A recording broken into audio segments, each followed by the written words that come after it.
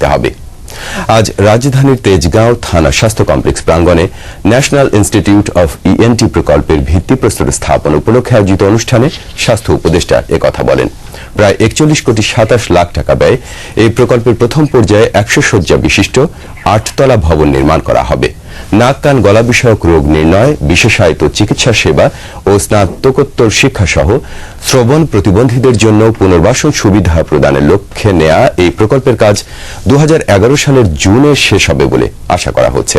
প্রকল্প পরিচালক অধ্যাপক মোহাম্মদ আব্দুল্লাহর সভাপতিত্বে অনুষ্ঠানে অন্যান্যের মধ্যে স্বাস্থ্য সচিব এএমএম নাসির উদ্দিন বক্তব্য রাখেন।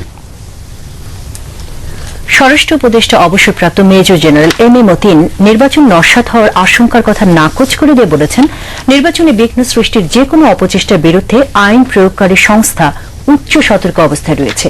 উপদেষ্টা নিরাপত্তা কর্মকর্তাদের